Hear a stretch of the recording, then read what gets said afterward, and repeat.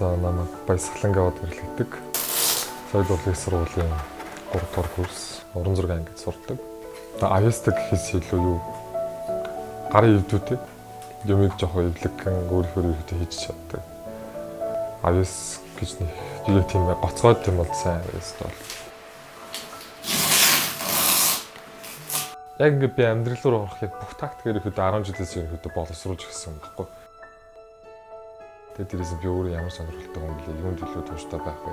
Яах ёстой гэдэг асуултаа асууж эхлүүлдэг хооронд гаргалгаа гаргасны эцэст яг сонголт энэс ихгүй. Яг амьдрал дээр гараад надад энэ мэрэгжил яг надад хоол олох юм бишээс ихгүй. Тэгээд хоолоо олох гэхээр би яг нэг мөнгөний төлөө явдаг уран бүтээлч, альсэл уран бүтээлээ дөрвдөг уран бүтээлч гэдэг юм санагдчихсан. Өнгө одоо миний яг ирэхдээ зурдаг чиглэл нь болохоор ирэхдээ абстракт, тэгээд реализм энэ хоёрыг ирэхдээ хвчлэн голддог. Тэгээд хаяа одоо сүүл рүүгээ ирэхдээ 2018 оноос хойш ирэхдээ pop art-ыг юм сонирч байсан. Pop art-ыг сонирхолтой санагдаад өнгө, хэлэмж, характер. Би ер нь уран бүтээлч болго өөрсдөө гэсэн өнгөтэй байдаг байхгүй. Өөрийнх нь илэрхийлдэг, өөрийнх нь өнгө төрхийг баталгаажуулж гаргаж ирдэг, өөрийг нь яг илэрхийлдэг зүйлсүүд байдаг. Тийм болохоор яг миний өнгө болохоор жоохон бүүдэр тал руу тийм жоохон бараан гэсэн мөртлөө жоохон өнгөлөг байлаа гэж байдаг. Тэгээ ер нь надтай жоохон нийцээд байгаа юм шиг санагдаад миний хувийн характер.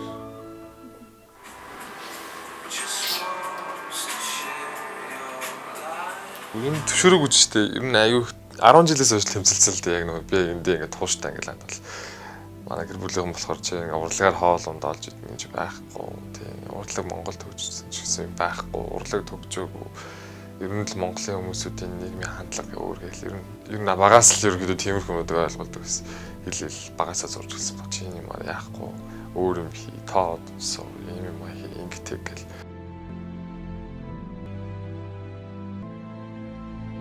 дан гол нь бэс тэр зүйлүүдэд хайдуу байсан. Тэгээд нэг гэр бүлийнхэнтэй бас нэг сэтгэлд нь татаа байлгахын тулд дайлал талынхаа бас нэг татаа нөхцөлийг хангах нь бол бүх зүйлүүдэд бүгдээрээ сайн байлгах гэж л амар хичээдэг байсан.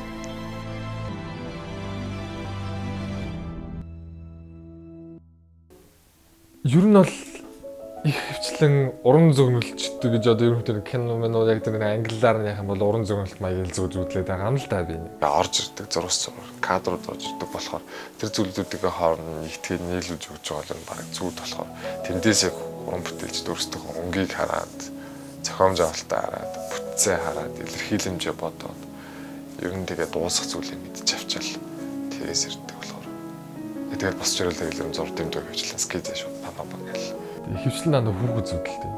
Тэгээд эсвэл өөрийгөө зүудэлнэ. Хүүхэд нь тэгээд ихэвчлэн дандаа ургамал барьсан байж байгаа. Тэгээд нахайлч ургамал. Тэгээд ургамал дөр угаас тармил ургамал амар дуртай.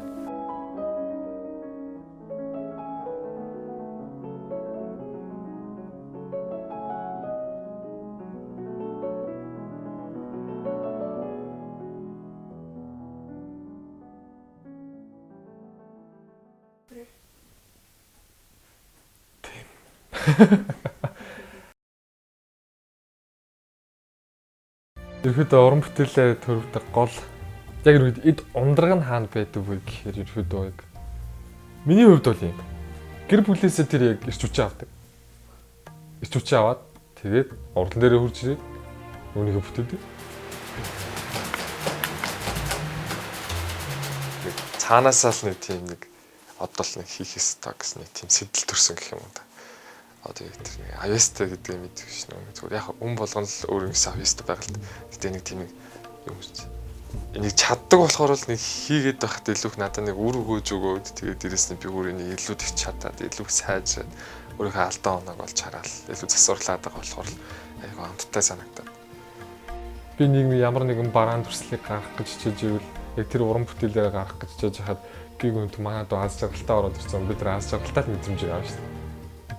Яг би яг нүг тухайн уу яг зохиолч хүн ч юм уу эсвэл найруулагч үжигч хүмүүс зөвхөн хинч байсан ч гэсэн тухайн яг орчиндоо орчгол юм бол өөр орчин руу орох гэхэд бас нэг асуудал болоод өсөд дуусчихдаг ч юм уу тийм байдлууд үүсдэг болохоор тийм болохоор урлан хамгийн их чухал гэж боддог.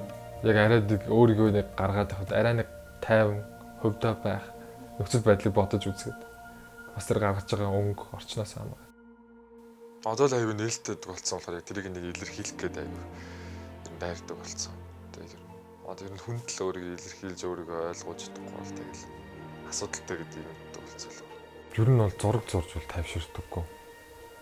Хамгийн сэтгэлдээ жоохон тайван байлгацсан, ад жаргалтай байгаа, хамгийн эерэг байгаа үед ерөөдөө бүтээл амин хийх хэрэгтэй.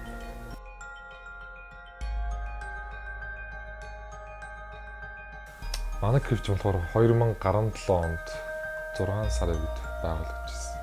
Яг 4 хүний бүрэлдэхүүнтэй. Залуучууд нийгэмдээ өөрчлөлт хийгээсэй гэсэн хүслээр ерөөдөө яг Art Crew 2017 оны 6 сарын 24-өөс анх үүсгэн байгуулсан. Тэгээд ерөөдөө яг урлагаар нийгэм соёнгийг эрүүлэх ч юм уу аль эсвэл яг нэг зөв ойлголт аваасаа гэсэн үүднээс яг анх үүсгэн байгуулсан байна. Art Crew-ийн зөвхөн хан дээр биш бас олон төрлийн зүйл хийдэг.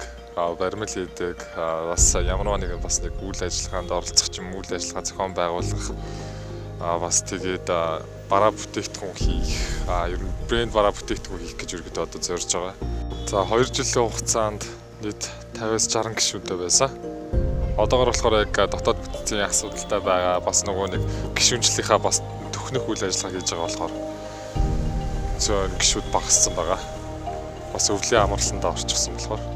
Тэр нь ихэвчлэн дандаа нөгөө нэг бүтээлч ажил, сайн үйлсээ аян хийх гэж бид нэр ерөөдөө бараг их мөнгө зөвлөдөг байхгүй. Тэр бид нар өөрсдөө юм наах гэж биш, юм нийгэмд нөлөөлөд өөрчлөлтийг авчиж ирэх гэсэн бодол.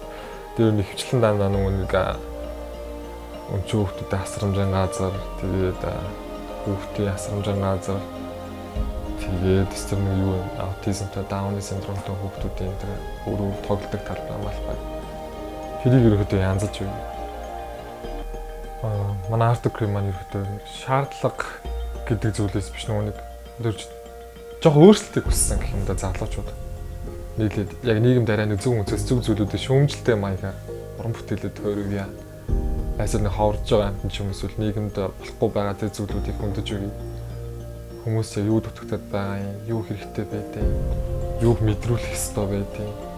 Төсөөр хэмжээнд ерөөдөө яг хотын өнгө үзэмжинд ч буюу бас өөрсдийнхөө бас хэрэглэгдэх шаардлагатай гэсэн материалууд өөрсдөө хөрөнгө оруулах гэсэн үүднээс өөрсдөөсөө яг ерөөдөө жилийн хугацаанд мөнгө хөрөмтлүүлж бүтээлээ хийж гисэн. Яг манай чиглэл миний яг барьдаг ч юм уу манай баг хамтлал ерөөдөө барьдаг болохоор яг уран зураг тал руугаа ч юм уу яг нэг морал арт гэдэг тал байдаг байхгүй. Яг уран бүтээл монументал чиглэлийн уран бүтээл гэж үүдэг. Том нүсэр хэмжээний. Ер нь бол залуучууд бид нар яг нийгэмд яг хүртээмжтэй хамгийн их бараг хүрэх боломжтой бас нэг зүйл нь болсон болов уу гэж бодоод. Одоо юм чи яг нийгэмд одоо юм чи тодорхой хэмжээнд бас сошиалгаас ашигладаггүй хүмүүс байгаа. Бас энэ нийгэмд бас тодорхой хэмжээний бас мессежийг хүргэх зориулалтайгаар бас урлагийг бас тодорхой хэмжээнд ойлгуулахын тулд хан дээр ер нь зургийг гэсэн хүслээр эзэлтэй. Бүгд бас өөртөө шинийг эргэлхийлье гэсэн зорилттой байсан болохоор хан дээр ерөөдөө морал арт чиглэлээр зурж гисэн байгаа. Тэгээд дээрэс нь бас уран бүтээл гэдэг зүйл яаж бий болдгоо, ямар их хүч хөдөлмөр ордог. Тэгээд дан ганц нэг хүн биш, бас аюул олон хүмүүс хамт оролцож бас сэтгэлээ гаргаж бас нийгэмдээ бас тодорхой хэмжээний өнгө оруулчихсан. Хотгын гудамжинд ер нь өнгө төрөх нэмчий гэсэн бодолтойгоор өвдөдөг болохоор. Бидний үеийн залуучууд нэлээд өөрчлөгдсөн. Аюул тийм. Одоо яг нэг болохгүй байгаа асуудлыг шууд хэлдэг болчихсон. Нүгэн дээр шүүмжлэлтэй, шударгаар, хийний чүм, нүр бардам угаасаа аргагүй шүү дээ. Амьдралын өмнө байгаад байгаа яг тодорхой хэмжээний нүр бодитоор өөр төр нь тулаад байгаа асуудал болохоор тэг өөрийгөө аягүй сайн илэрхийлдэг болсон. Нээлттэй байж чаддаг болсон. Хинтээ яаж харцгааг үдээ мэддэг болсон. Тэг тодорхой хэмжээнд зарим зүйлсүүдийг яг яаж яадаг, ямар гаргалгаатайгаар зохицуул болдог гэдэг өөрсдөө хийгээд бүтээдэг болчихсон болохоор миний хувьд шүмжлээд огч зүйл байхгүй. Тийм болохоор яг өөрчлөгдөж байгаа болохоор бид энэ дээр нь илүү сайхан хүч нэмж өгөөд яг доор байгаа одоо бидрээс дэшээ гарч ирэх залуучуудаа бидрээс зөв үлгэрдүүрэл болох хэрэгтэй. Дүүнэртэй ажил зөв зүйл үлгэрлэх хэрэгтэй. Тийм болохоор бас гайхалтай өөрчлөлт гарч байгаа юм шиг.